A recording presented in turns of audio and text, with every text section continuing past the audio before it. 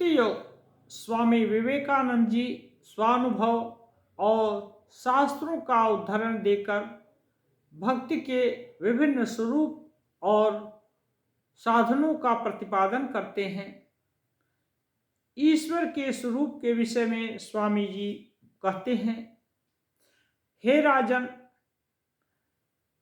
हरि के गुण ऐसे हैं कि समस्त बंधनों से मुक्त आत्मा राम ऋषि मुनि भी भगवान की अहेतुकी भक्ति किया करते हैं। यह भागवत से स्वामी जी कोट करते हैं। आत्मा रामश्च मुनयो निर्ग्रंथापि उरुक्रमे कुर्वन्ति अहेतुकी भक्ति इत्थम भूत गुणो हरि। सांख्य में इन्हीं लोगों को प्रकृति लीन कहा गया है।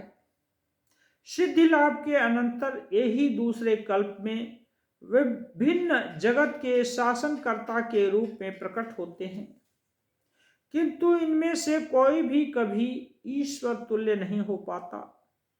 जो ऐसी अवस्था को प्राप्त हो गए हैं जहां न सृष्टि है, न सृष्ट, न सृष्टा, जहां न ज्ञाता है, न ज्ञान और न ज्ञेय, जहां न मैं है, न तुम और न वह, जहां न प्रमाता है, न प्रमेय और न ही प्रमाण, जहां कौन किसको देखे, वे पुरुष सबसे अतीत हो गए हैं और वहां पहुंच गए हैं जहां न वाणी पहुंच सकती है, न मन, और जिसे श्रुति नेति नेति कहकर पुकारती है, परंतु जो इस अवस्था की प्राप्ति नहीं कर सकते अथवा जो इच्छा नहीं करते, वे उस एक अविभक्त ब्रह्म को प्रकृति आत्मा और इन दोनों में ओतप्रोत एवं इनके आश्रय स्वरूप ईश्वर इस त्रिधा विभक्त रूप में देखेंगे।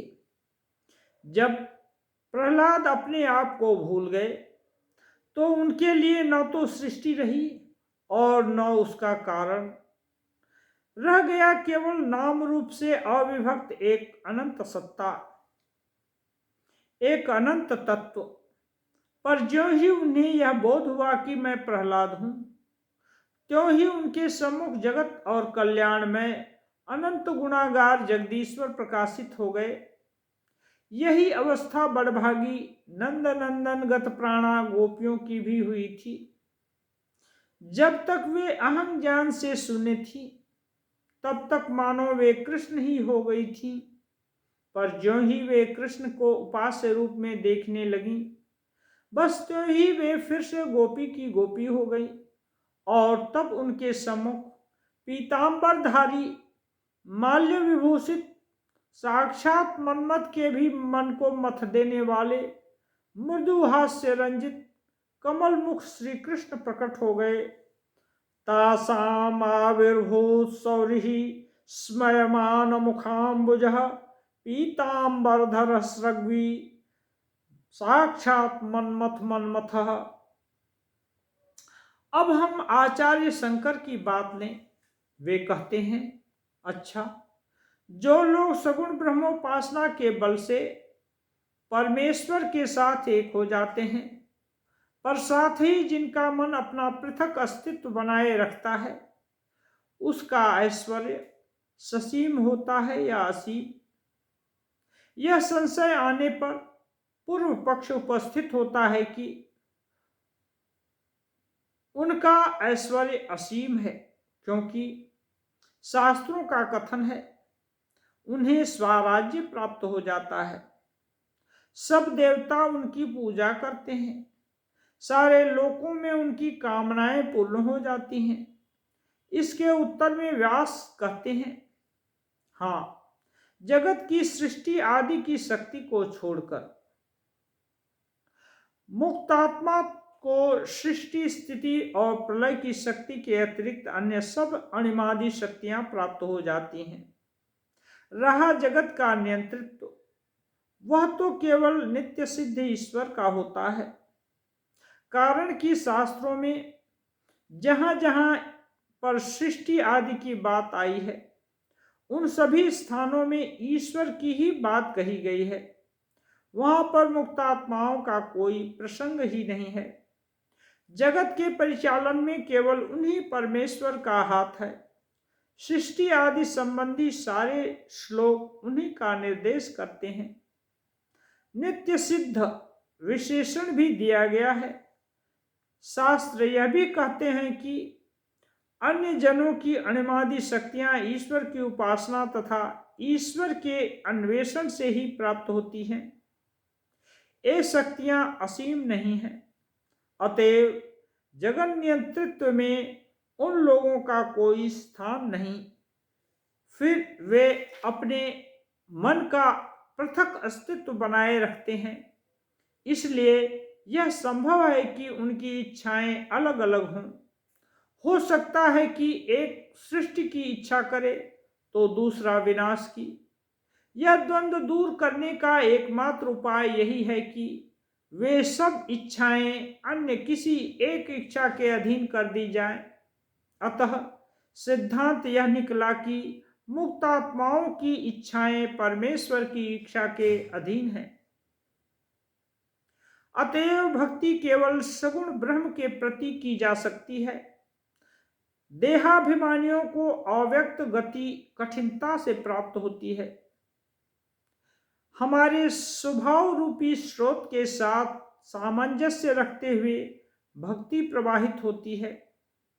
यह सत्य है कि ब्रह्म के मानवीय भाव के अतिरिक्त हम किसी दूसरे भाव की धारणा नहीं कर सकते।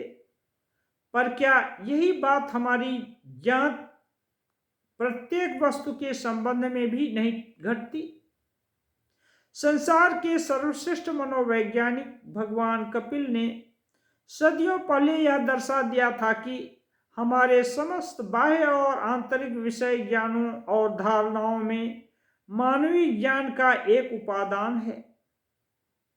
अपने शरीर से लेकर ईश्वर तक यदि हम विचार करें तो ऐसा प्रतीत होगा कि हमारे अनुभव की प्रत्येक वस्तु दो बातों का मिश्रण है। एक है यह मानवीय ज्ञान और दूसरी है एक अन्य वस्तु। फिर यह अन्य वस्तु चाहे जो हो, इस अवश्यंभावी मिश्रण को ही हम साधारणतया सत्य समझा करते हैं। और सचमुच ओज या भविष्य में मानव मन के लिए सत्य का ज्ञान जहां तक संभव है वह इसके अतिरिक्त और अधिक कुछ नहीं। अतएव यह कहना कि ईश्वर मानव धर्म वाला होने के कारण असत्य है, नीरी मूर्खता है। यह बहुत कुछ पाश्चात्य विज्ञानवाद, आइडियलिज्म और सर्वास्तित्ववाद, रियलिज्म के झगड़े के सदृश है। यह सारा झगड़ा तो केवल इस सत्य शब्द के उलटफेर पर आधारित है। सत्य शब्द के जितने भाव सूचित होते हैं वे समस्त भाव ईश्वर भाव में आ जाते हैं। ईश्वर उतना ही सत्य है जितनी विश्व की अन्य कोई वस्तु। और वास्तव में सत्य शब्द जहां पर जिस अर्थ में प्रयुक्त हुआ है उससे अधिक सत्य शब्द का और कोई अर्थ नहीं। यही हमारी ईश्वर संबंधी दार्शनिक धारणा है।